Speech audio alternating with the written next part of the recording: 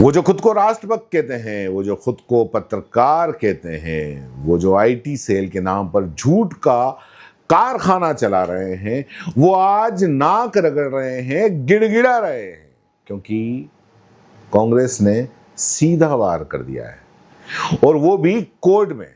जी हां, गोदी मीडिया का बादशाह अब अपनी गलती पर पछता रहा है और सोशल मीडिया पर बयान जारी कर रहा है, हमसे गलती हो गई, हमका माफी दे दो। दोस्तों, अर्नब गोस्वामी जैसे तथाकथित पत्रकार कांग्रेस को तुर्की का एजेंट बताने में लगे थे, तो समझ जाइए कि एजेंडा इनका कितना गहरा है। इस्तांबुल कांग्रेस सेंटर नाम की एक बिल्डिंग की फोटो दिखाई जाती है और कह दिया जाता है कि यह कांग्रेस की तुर्की का वाला ऑफिस है। वारे ज्ञान पुरुष, इतना बड़ा पत्रकार, पूरे इतने बड़े चैनल का मालिक, इस झंडू को यही पता नहीं है कि कांग्रेस एक्चुअल में कांग्रेस का शाब्दिक अर्थ क्या है। कांग्रेस कहीं भी हो सकती है, वहां की जो संसद, ये उसको कहते हैं। इसको कांग्रेस में राहुल गांधी, सोनिया गांधी दिखते हैं, इसके अलावा और कोई दिखता ही नहीं है इसको। और इसको इसी के जैसे पूरी 140 करोड़ जनता लगती है कि कहीं भी लिखा हुआ कांग्रेस बता देंगे और मान जाएंगे कि हाँ, तुर्की के अंदर कांग्रेस का दफ्तर है। ये तो पाकिस्तान की कांग्रेस भी लेके आ जाएगा और वहां भी कह देगा कि ये देखो, ये पाकिस्तान के अंदर है। मतलब नाम में अगर कांग्रेस है तो कांग्रेस ऑफिस हो गया, तो फिर इंडिया गेट का नाम भी इंडिया है, तो क्या वो इंडिया सरकार का ऑफिस है? और जब अब कांग्रेस ने मुकदमा ठोकने की धमकी दी, तो ये जो बादशाह बने फिरते थे मिमियाने लग गए और फट से इस रिपब्लिक न्यूज ने झट से बयान जारी कर दिया, हमसे गलती हो गई, तस्वीर गलत थी, डिबेट में नहीं।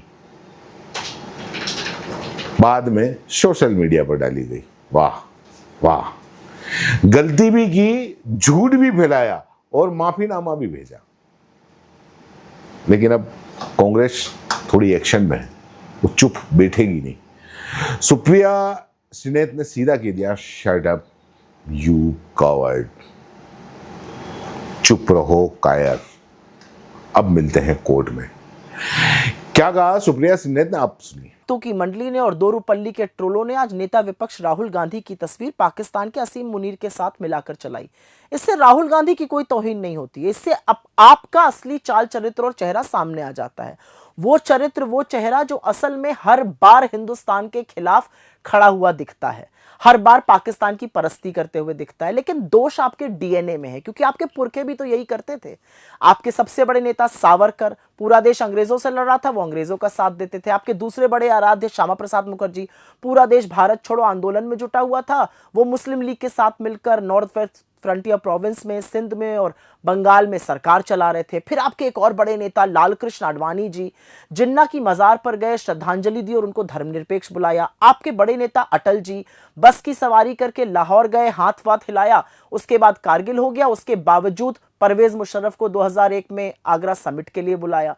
फिर आए आपके बड़े नेता मोदी जी, बिना बुलाए बिरयानी खाने के लिए, बर्थडे मनाने के लिए लाहौर लपके चले गए। आईएसआई को पठानकोट आकर प्रोब करने दिया, इन्वेस्टिगेशन करने दिया, जो आजाद भारत में कभी नहीं हुआ था। उसके बाद आपके बड़े नेता आए विदेश मंत्री जयशंकर जी, हमारी सेना के शौर्य और पराक्रम का उन्होंने यह सलाह दिया कि पहले ही पाकिस्तान को सूचित कर दिया कि हम हमला करने वाले हैं आतंकी कैंपों पर। जैसे पाकिस्तान हाथ पर हाथ धरे बैठा रहेगा, अरे भाई उनको बता रहे थे तो पुंछ में हमारे नागरिकों को भी बता देते, 17 लोगों की इतनी निर्मम हत्या वहां पे नहीं होती। और मोदी जी, भारत की सेना पाकिस्तान को नाको चने चबवा रही है, पाकिस्तान को निस्तो नाबूद करने पे तुली हुई है। और भारत की सेना के शौर्य और पराक्रम का तो सभी को पता है, एक बार ठान लेती है तो पाकिस्तान इस विश्व के मैप से उड़ जाता। लेकिन मोदी जी अमेरिका के प्रेशर में आके सीज फायर कर लेते हैं। अरे अगर दम होता इंदिरा जी जैसे तो पाकिस्तान के 2 टुकड़े करते।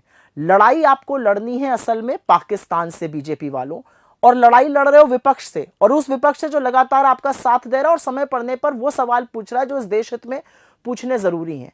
और आगे बात करने से पहले एक बात बता दूं, पहलगाम के आतंकी हमले के दुर्दांत आतंकवादी अभी भी फरार हैं, अभी भी आजाद हैं। दोरूपल्ली के ट्रोलों जैसा काम करना बंद कीजिए।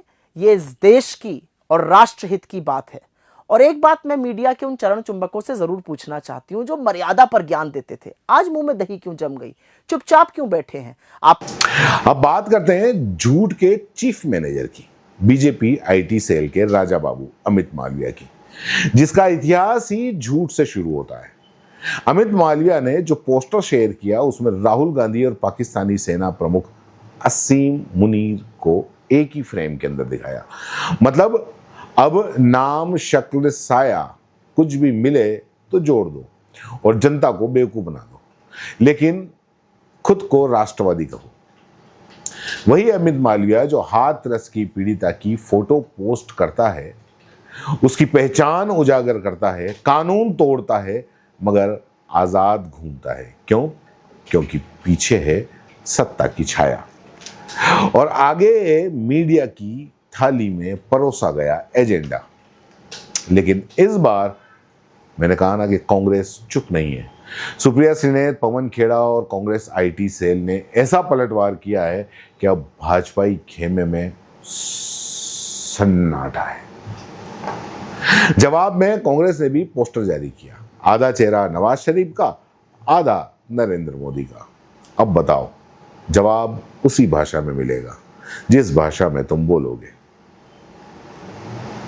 एआई जनरेटेड इमेज में विदेश मंत्री को जयचंद बताया, क्योंकि जब अपने ही देश के लोग सवाल पूछें तो उन्हें देशद्रोही कह दो। यही है आज का राष्ट्रवाद और राष्ट्रवाद की नौटंकी। भारत की बहादुरी का परिचायक है हमारी भारतीय वायुसेना, उसकी ताकत। लेकिन क्या किया सत्ता पक्ष ने?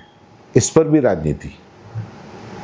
राहुल गांधी से पूछा गया कि तुमने प्रधानमंत्री को बधाई क्यों नहीं दी, लेकिन यह कोई नहीं पूछता कि कितने पाकिस्तानी जेट्स गिरे या पाकिस्तान का कितना नुकसान हुआ। सवाल पूछो तो देशद्रोही हो जाओगे, सवाल न पूछो तो गद्दार। अब ये क्या राष्ट्रवाद है भाई?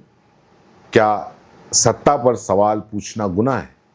अब क्या गोदी मीडिया ही तय करेगा कि कौन देशभक्त है और कौन गद्दार है? असलियत यह है दोस्तों कि मीडिया बिक चुका है। सोशल मीडिया झूठ के पोस्टर से भरा है और सत्ता में बैठे लोग सवालों से डरते हैं। अब कांग्रेस अदालत में जा रही है अर्नब और अमित मालविया को। यह अच्छी शुरुआत है, क्योंकि जब कोई झूठ को बार बार सच बताने की कोशिश करे तो जवाब भी उसी ताकत से मिलना चाहिए। पत्रकारिता अगर झूठ बेचने लगे तो वो पत्रकारिता नहीं, वो सिर्फ और सिर्फ दलाली है।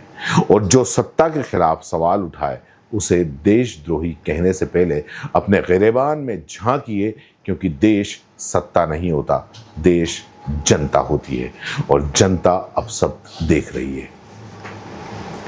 इस देश को सवाल पूछने वाले नागरिक चाहिए, न कि झूठ चिल्लाने वाले भोंपू और न ही पोस्टर योद्धा। और जो लोग आज कोर्ट के दरवाजे तक खींचे जा रहे हैं वो शायद कल सलाखों के पीछे हों, क्योंकि झूठ का साम्राज्य चाहे जितना बड़ा हो, सच एक दिन उनका ताज छीन लेता है। अगर आप भी चाहते हैं कि पत्रकारिता फिर से पत्रकारिता बने, इस वीडियो को जरूर शेयर करें, क्योंकि ये लड़ाई सिर्फ कांग्रेस बीजेपी की नहीं है, ये लड़ाई सच और झूठ के बीच में है और फैसला आपको करना है। इस चैनल को सब्सक्राइब भी करें।